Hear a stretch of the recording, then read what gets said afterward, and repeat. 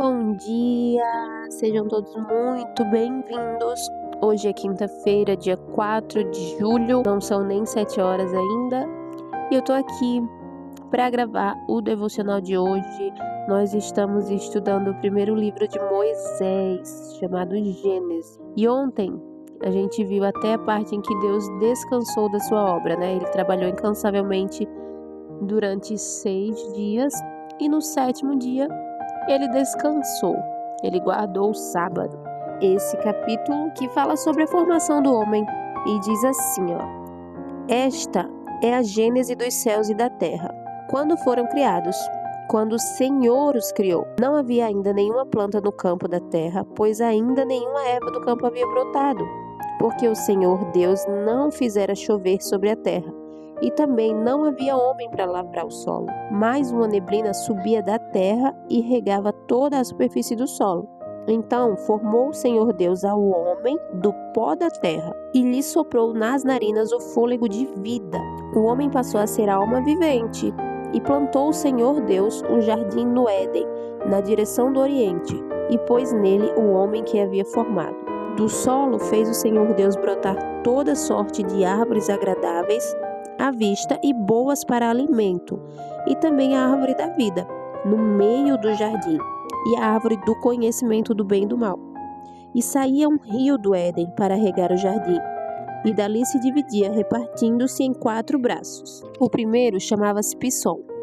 É o que rodeia a terra de Ávila, onde há ouro. O ouro dessa terra é bom, também se encontram lá o bidélio e a pedra de ônix. O segundo rio chama-se Gion. É o que circunda a terra de Cush. O nome do terceiro rio é Tigre. É o que corre pelo oriente da Síria. E o quarto é o Eufrates. Tomou, pois, o Senhor Deus ao homem e o colocou no jardim do Éden, para cultivar e o guardar. E o Senhor Deus lhe deu esta ordem: de toda a árvore do jardim comerás livremente, mas da árvore do conhecimento do bem e do mal não comerás, porque no dia em que dela comeres, certamente morrerá. E criou um jardim, chamado Jardim do Éden, para que esse homem habitasse. E lhe deu instruções, Ele tinha que cuidar ali do jardim. Ele poderia comer de qualquer árvore, menos da árvore do conhecimento do bem e do mal. Porque Deus disse: no dia que dela comeres, certamente morrerás. Então Deus o criou, Deus lhe deu fruto, Deus lhe deu um jardim para ele cuidar e viver. E deu também uma instrução, A formação da mulher. Disse mais o Senhor Deus: não é bom que o homem esteja só. Far-lhe uma auxiliadora que lhe seja idônea. Havendo, pois, o Senhor Deus formado da terra todos os animais do campo e todas as aves do céu, trouxe-os ao homem, para ver como estes lhe chamaria. E o nome que o homem desse a todos os seres viventes seria o nome deles.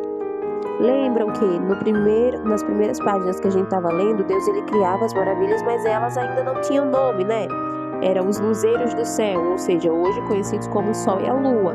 Deu nome o homem a todos os animais domésticos, às aves dos céus e a todos os animais selváticos. Para o homem, todavia, não se achava uma auxiliadora que lhe fosse idônea. Então o Senhor Deus fez cair pesado sono sobre o homem, e este adormeceu. Tomou uma de suas costelas e fechou o lugar com carne. E a costela que o Senhor Deus tomara ao homem, transformou-a numa mulher e lhe trouxe. E disse o homem: esta, afinal, é osso dos meus ossos e carne da minha carne. Chamará-se varoa, porquanto do varão foi tomada. Por isso deixa o homem pai e mãe e se une à sua mulher, tornando-se os dois uma só carne. Ora, um e outro, o homem e sua mulher, estavam nus e não se envergonhavam. Essa é uma história bastante conhecida, até mesmo quem nunca leu a Bíblia tem conhecimento dessa história, é a origem do homem, como que o homem foi criado, nos é contado isso desde que a gente é pequenininho. Então, e desde que o mundo é mundo, desde a criação da terra, que Deus nos dá tudo, nos dá todas as possibilidades. Ele criou o homem e ele deu ao homem um lugar para viver, um jardim lindíssimo com rios, árvores frutíferas para que ele tivesse a garantia do alimento e lhe deu também uma companheira, né? Uma mulher ali que viria a ser a sua esposa. Então, eu convido vocês a refletir acerca disso, que desde sempre Deus nos dá o caminho, Ele nos dá o direcionamento, Ele nos dá as possibilidades, Ele nos dá a segurança, e basta somente que a gente acredite, confie, né? Seja pessoas de fé inabalável. Não fiquemos ansiosos e confiemos, porque para tudo há um propósito debaixo do céu. E Deus, Ele só deu uma instrução para o homem, que ele poderia comer de todas as árvores daquele jardim, menos da árvore do conhecimento do bem e do mal, porque certamente ele morreria. E amanhã nós vamos continuar, e aí vai chegar na parte, né, também bastante conhecida, em que a mulher, ela se deixa levar pela serpente e convence o homem a comer o fruto proibido ali da árvore. Então, também desde que o mundo é mundo, existe algo acerca do desvio, né? Acerca de não cumprir o mandamento de Deus. Isso acontece desde o primeiro homem que foi criado, porque a maldade jaz no ser humano. É natural, é um instinto nosso que tenhamos uma inclinação ali para não fazer o que deve ser feito, para reagir igual. Nós somos humanos, e qual que é a nossa característica? Se eu levo um tapa na cara, a minha reação vai ser revidar. Mas Deus, Ele fala que se tu levar um tapa na cara, dê o outro lado da face. Existe o nosso instinto natural, mas também existe os mandamentos de Deus. E é aí onde a gente precisa lutar contra a nossa carne. É aí onde a gente precisa ser mais espírito e menos carnalidade.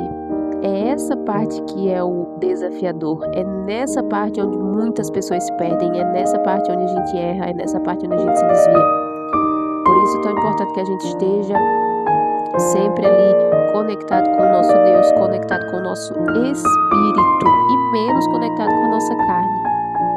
É aí onde entram os sacrifícios, é aí onde entra a oração, é aí onde entra o jejum, é aí onde entra todo o nosso esforço para nos mantermos no caminho, né? Para nos mantermos debaixo dos princípios de Deus, para seguirmos o que foi ensinado por Ele, foi deixado por Ele. Uma escrita interessante também dessa passagem é a parte onde Deus fala: deixará o homem seu pai e sua mãe e se unirá à sua mulher, e os dois serão juntos uma só carne. Eu fico refletindo bastante acerca disso, porque a mulher, desde que o mundo é mundo, também é uma extensão do homem, né? A gente sabe que no início de tudo a mulher, ela não tinha direito a nada. Ela não tinha direito de votar, ela não tinha direito de trabalhar, ela não tinha... A mulher, ela existia para servir o homem em determinadas áreas, para servir o homem como mulher, para servir o homem como esposa, para servir o homem como mãe, para servir o homem... Porque fala na Bíblia que Deus fez o homem cair em um pesado sono e tirou da costela do homem um pedaço para criar a mulher. Então, a mulher, ela provém do homem, ela provém ali de um pedaço do homem. Naturalmente, tendo essa história como base, a mulher, ela vai ser uma extensão do homem. E é isso, eu fico por aqui hoje. Espero que vocês estejam gostando. Amanhã nós continuamos aí com a leitura do livro de Moisés, chamado Gênesis, é o primeiro livro da Bíblia. Graças e bênçãos se renovam a cada manhã. Eu sou feliz fazendo isso. Muito obrigada. Se vocês tiverem algum insight, algo para comentar, pode deixar abaixo. Eu leio tudo. Curtam o vídeo, se inscrevam no canal. Podem compartilhar também com alguém. Tem sido gratificante para mim fazer isso todas as manhãs e alcançar pessoas que porventura não tenham conhecimento ou não sabia por onde começar a ler a Bíblia, não tinha começado mesmo por falta de direcionamento. Então eu peço que, se você tem Bíblia, todas as manhãs acompanhe pela sua Bíblia, né? Se você não tem, ou se você não sabe ler, ou alguma coisa do tipo, só ouça e preste atenção nos insights, porque é bem valioso. E é isso, muito obrigada, até amanhã. Tchau!